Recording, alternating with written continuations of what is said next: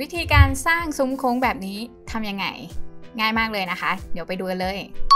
ก็ก่อนอื่นนะคะก็ให้เราสร้างบ็อกซ์ขึ้นมาเลยผนังที่เราต้องการนะคะแล้วเราก็ลากตามที่ต้องการได้เลยในคลิปนี้นะคะจะอยู่ที่10นะคะคูณกับจุด3แล้วก็ความสูงเนี่ยอยู่ที่5นะคะหลังจากนั้นนะคะก็มาที่ modify ให้เราทำการสร้าง segment ขึ้นมานะคะก็เดี๋ยวกด F4 ร่วมด้วยแล้วก็ใส่ได้เลยระยะที่อยากได้ซุ้มโค้งกี่จุดก็ใส่ได้เลยนะคะแต่ในคลิปนี้จะอยู่ที่2จุดนะคะ1กับ2นะทีนี้นะคะก็มาที่ edit poly ได้เลยคลิกนะคะตรง selection ตรงนี้เราจะใช้ edge เราก็เลือกแนวตั้งแล้วเราก็มา connect นะคะเพื่อสร้างเส้นแนวนอนกันสร้าง1เส้นนะคะแล้วกดถูกต้องทีนี้นะคะให้เราใช้เครื่องมือ move นะคะแล้วก็เลือกเส้นทั้งหมดนะหลังจากนั้นเรามาใช้เครื่องมือตัวนี้ช่วยนะคะเราจะให้ตัวเส้นเนี่ยอยู่ที่4แล้วก็ใส่4เมตรได้เลยทีนี้ตรง selection นะคะมาเลือกที่ polygon คลิกนะคะแล้วก็กด control ร่วมด้วยนะคะคลิกเลือกทั้ง2ซุ้มนี้นะคะทีนี้ง่ายๆเลยให้กดชิปค้างไว้นะคะแล้วก็ใช้ลูกศรเนี่ยเลื่อนให้สุดเลยจนมันหายไปนะคะวิธีนี้จะทำกับ2022นะคะอันนี้ก็คือง่ายๆเลยหลังจากนั้นนะคะมาใช้ selection ตรงนี้ edge แล้วก็เลือกเส้นที่มุมตรงนี้นะคะกด Ctrl ร่วมนะคะให้ได้4เส้นแบบนี้ตรงมุมหลังจากนั้นใช้เครื่องมือนี้เลย chamfer นะคะคลิกที่ setting ได้เลยตรงนี้นะคะเลื่อนดูความเหมาะสมได้เลยก็เดี๋ยวสักจุด8แล้วก็วิธีทำให้มันโค้งมนนะคะเราก็เติมตรงนี้นะคะ segment เข้าไปยิ่งมากมันจะยิ่งโค้งมนสมูทขึ้นนะคะแล้วก็กดถูกต้องได้เลยกดออกนะคะเพียงเท่านี้เราก็จะได้ซุ้มโค้งมนแบบนี้อย่างง่ายๆแล้วนะคะไปทำตามกันได้เลยนะคะ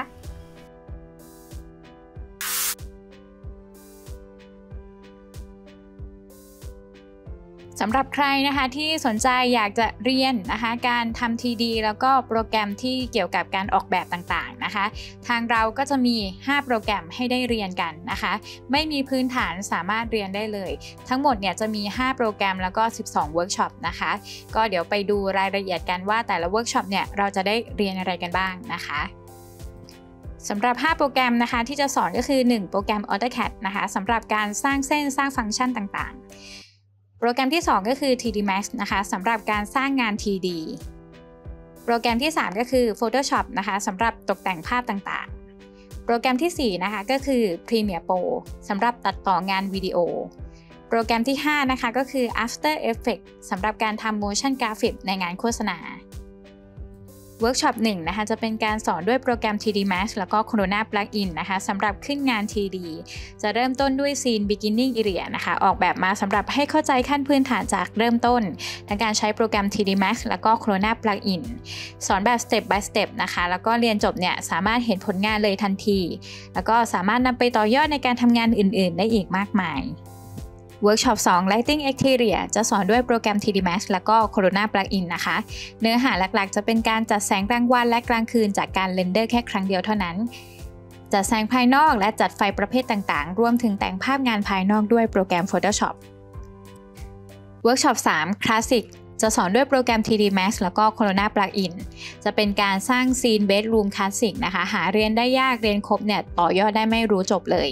ทั้งซุ้มโค้งผนังตกแต่งลูกฟักผ้ากำมะหยี่คิ้วไม้ต่างๆบัวพื้นบัวฝ้าก็จะได้เรียนอยู่ในเวิร์กช็อปนี้นะคะเวิร์กช็อปที่4นะคะ Exterior จะสอนด้วยโปรแกรม TD Max แล้วก็ Corona Plugin นะคะจะเป็นการขึ้นโมเดลบ้านแบบง่ายๆจากการใช้บ็อกซ์ทำยังไงปลูกหญ้าสร้างเนินใส่ต้นไม้ทำสระว่ายน้ำรวมถึงจัดแสงภายนอกนะคะทั้งกลางวันแล้วก็กลางคืนแล้วก็เทคนิคต่างๆอีกมากมายเลย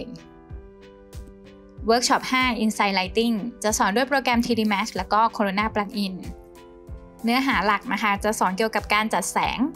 ใน 3D มีกี่ประเภทจะใส่ตรงไหนบ้างกับการเจาะลึกเรื่องการจัดแสงจัดหนักจัดเต็มนะคะพร้อมเคล็ดลับการจัดแสงแบบ New Normal ควบคุมการจัดแสงแค่เครื่องมือเดียวทำยังไงเวิร์กช็อป 6 นะคะ Insight Camera จะสอนด้วยโปรแกรม 3D Max แล้วก็ Corona Plugin นะคะเนื้อหาหลักๆก็จะเกี่ยวกับการตั้งกล้องยังไงให้เหมือนภาพถ่ายพร้อมเทคนิคและไอเดียที่จะเปลี่ยนแปลงการทำ 3D ให้น่าสนใจกว่าที่เคยทำมานะคะเวิร์กช็อปที่ 7 Insight Material จะสอนด้วยโปรแกรม 3D Max แล้วก็ Corona Plugin นะคะเนื้อหาหลักๆก็จะเกี่ยวกับการทำ Material เจาะลึกในรูปแบบต่างๆนะคะเพื่อให้เข้าใจขั้นพื้นฐานในการใช้งานทั้งหมดแล้วก็นำมาปรับใช้ในการทำงานจริงเพื่อให้ได้ Material ที่ Realistic มากยิ่งขึ้นเวิร์กช็อปที่ 8 นะคะ Photoshopจะสอนด้วยโปรแกรม Photoshop นะคะเนื้อหาก็จะเกี่ยวกับการเรนเดอร์ภาพด้วยโปรแกรม Photoshop นะคะทำยังไงตัดต่อภาพจากแบบร่างนะคะจนได้บ้านหนึ่งหลังพร้อมเนื้อหาเอาไปประยุกต์ใช้นะคะในการตกแต่งภาพกับงานอื่นๆได้อีกมากมายเวิร์กช็อปที่ 9 นะคะ Wall Volume 1 จะสอนด้วยโปรแกรม 3D Max นะคะเนื้อหาหลักๆเนี่ยก็จะเป็นเกี่ยวกับการสร้างโมเดลนะคะด้วยวิธีลัดแล้วก็เครื่องมือลับที่จะทำให้การทำงานเนี่ยง่ายขึ้นเร็วขึ้นแล้วก็สะดวกมากยิ่งขึ้นนะคะจะมีดีไซน์ทั้งหมดเนี่ย33 รูปแบบนะคะสามารถนำไปปรับใช้กับดีไซน์อื่นๆได้ตามต้องการเลยเวิร์กช็อปที่ 10 นะคะ AutoCAD for Beginning